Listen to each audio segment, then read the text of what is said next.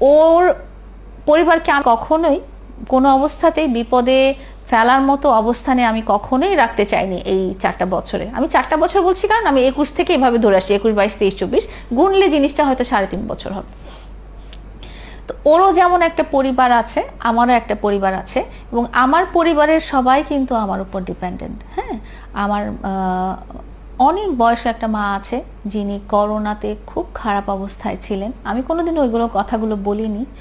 আমার বাচ্চাদের কথা আপনারা সবাই জানেন, এবং আমার এই নিজস্ব পরিবার ছাড়াও আমার আরও কিছু পরিবার আছে যারা আমার উপর ডিপেন্ডেন্ট। হ্যাঁ, যেসব কিছু অবিবাহিত বিবাহযোগ্য মেয়ে আছে যারা হয়তো কাজ করতে যেয়ে নানা রকম হ্যারাসমেন্টের শিকার হয়েছে, পুরুষ দ্বারা নানা রকম অ্যাবিউজড হয়েছে, বা এমন কিছু মেয়ে আছে যাদের ছোট বাবু আছে সেই জন্য তাদেরকে কেউ কাজে নিচ্ছে না, বা এমন কিছু পরিবার আছে যেখানে বাবা মা দুজনেই খুব অসুস্থ এবং তারা কাজ করে তাদের সন্তানদেরকে খাওয়াতে পড়াতে পারছে না।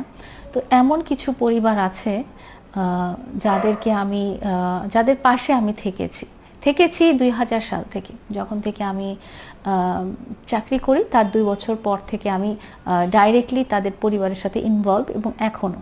এবং এইসব পরিবারের মধ্যে এমন এমন পরিবার আছে যারা এখন স্ট্যাবলিশ হয়ে গেছে, যাদের ছেলেমেয়েরা পড়ালেখা করেছে, একদম ইউনিভার্সিটি পর্যন্ত করতে পেরেছে, কন্টিনিউ করতে পেরেছে, যারা হয়তো টাকার অভাবে তখন পড়তে পারছিল না, এবং তারা এখন চাকরি বাকরি করে বা ব্যবসা বাণিজ্য করে নিজের পরিবারের হালটা ধরতে পেরেছে।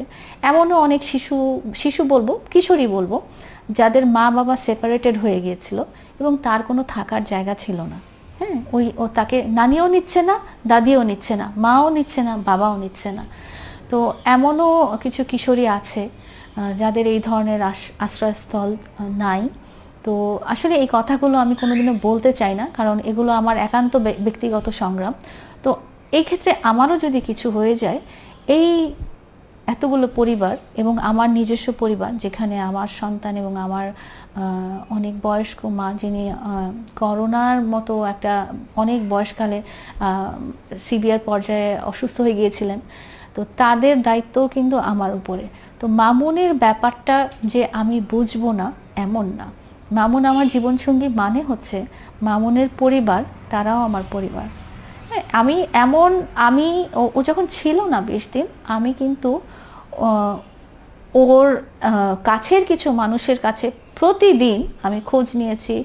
আম্মু কেমন আছে, আব্বু কেমন আছে, ভাই কেমন আছে, বোন কেমন আছে, বাসার কি অবস্থা, কিছু লাগবে কি না, কোনো কিছু। এবং আমি এতটুকু জেনে আশ্বস্ত হয়েছি যে ওনারা ঠিক আছেন এবং ওনাদের এই মুহূর্তে কিছু লাগবে না।